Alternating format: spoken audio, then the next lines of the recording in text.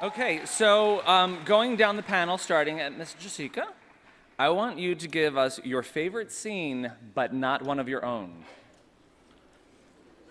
Does it have to be in Fringe? Yes. In Fringe. Yeah. Or the Mighty Ducks.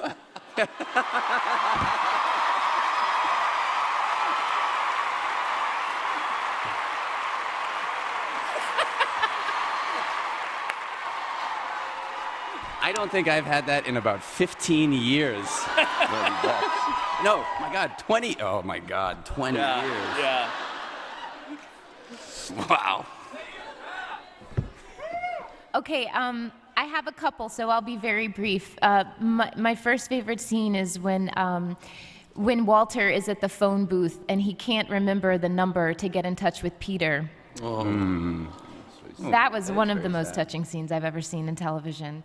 And then my other favorite scene that I had read and kind of breezed over in the script, and then I saw it on television and I started crying, was when Olivia goes into her house and she realizes that the doppelganger had been washing her clothes, and she realizes that, you know, this woman had taken over her life, and she starts ripping the clothes out of the dryer.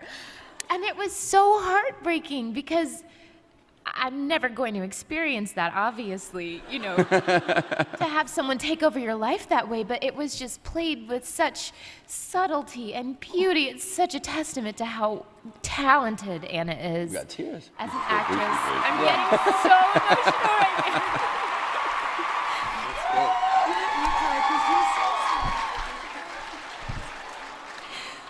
now. We're girls and they put us together, so it rubs off, and that's the way it goes, and that's the bit.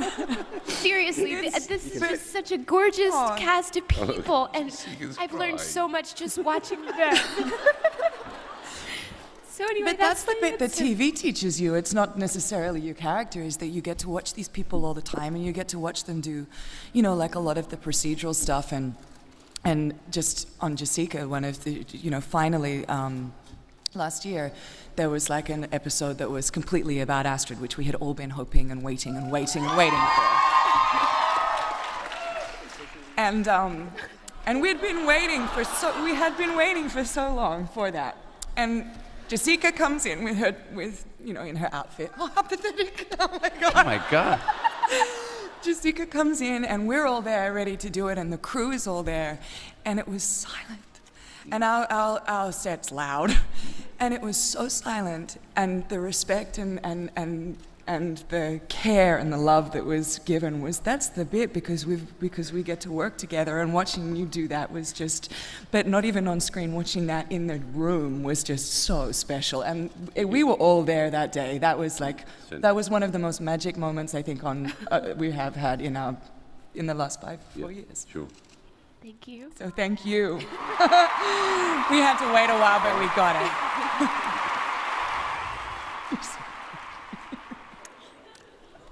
So was that your scene? Huh? That was your scene? Oh, got it. Okay. It's funny because I actually wasn't there that day. Oh.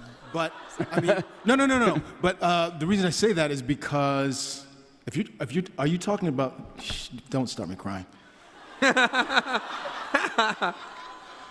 Are you talking about the scene when Astrid has the scene with her? Yes. Yeah. It sounds stupid, but we had been waiting a really long time. Normally I don't watch. Like, I didn't watch The Wire until we were in the middle of season 3. I still haven't watched most of my stuff on Oz. I haven't watched my season of Lost.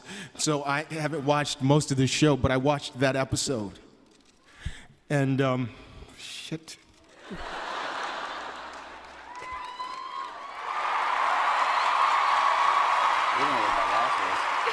don't look like assholes. You're like Barbara Walters. Sorry. And it was actually two scenes together, even though they didn't come right after each other. When Astrid has the conversation with herself, and her alternate self asks her if she thinks that her father loves her. And Astrid has already lied to her, except we don't know it yet, and told her that her father's dead. And she said, yeah, I think he did. It's just that he didn't know how. And then see her in the last scene when she goes in to see her dad. And he asked her how her day was, and because she's gone over to, he makes your dinner, right? Yeah. That was my favorite, those are my favorite scenes.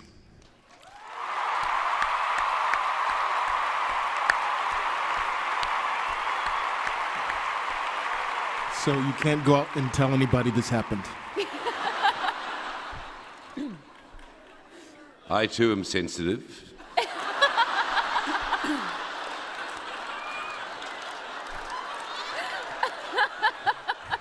I loved it when Peter chopped that guy's fingers off.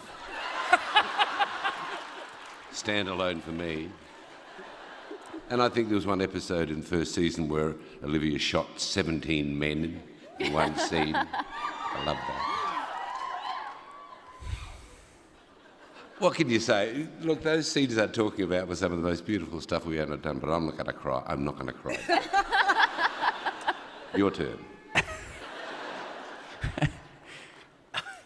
I feel like an abusive father right now.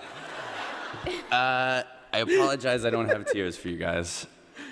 I actually think, I don't know, it's not a scene, but I think I'm gonna go with, I mean, truly, probably most of my favorite scenes would be your scenes, but I'm in a lot of those, and since you can't pick the ones that you're in, I'm gonna go with Seth Gable. And I'm gonna go, not necessarily with a scene, but particularly when he was doing his doppelganger stuff. I mean, all of you guys have done beautiful doppelganger stuff, but the ways that he contrasted his two selves, I thought was really, really well thought out and well performed. So I'm going to go with Lincoln and Alt Lincoln, just in general.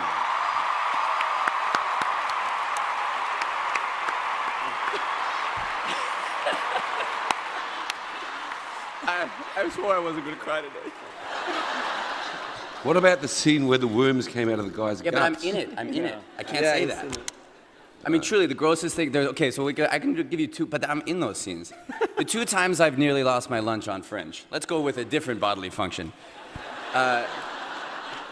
There's one in the first season where we have a girl's eyeball out of her skull. Oh, yeah. We're sticking needles into it, and when we were shooting it, because things like that, in a horrible way, become normal when you're on set. You're like, oh yeah, eyeball, no problem. I was doing the thing, and then you watch it on camera, and I was like, oh my God, that's just so foul. It's just so incredibly disgusting. And then we did another one, I think the episode's name is Snakehead, where we pull these nematode worms out of people. That was good. And our effects crew is so good that I didn't know, we had these poor people who were like half dead in the water, and they were live people that were now half dead, and they built some mock-up bodies, and I didn't realize that this one was a mock-up body, and it had the worm in its mouth, and John just rolls down to it and pulls this like 7-foot worm out of it, and I was like, oh Jesus. Actually, you were standing right next to me. Lance was right next to me, and I literally did the I was expecting this poor guy to be like, I remember that day. Oh, my God. And the times when you thought something was real and it was dummy, and the times you thought something was a dummy and he blinked. yeah. Exactly. Yeah, stop tricking me. What? I remember a scene in the very first season where I had been standing next to this girl. She was lying on a gurney, as a lot of our guest actors do. She was lying on the, and we'd been chatting, so I knew that she was a real person. And I went away to do something, and I came back to go, how are you? And she had an eye out of her head, like in a thing. I nearly died and realized they just switched it out really quickly in the minute that I was gone. Yes, they're all very moving moments.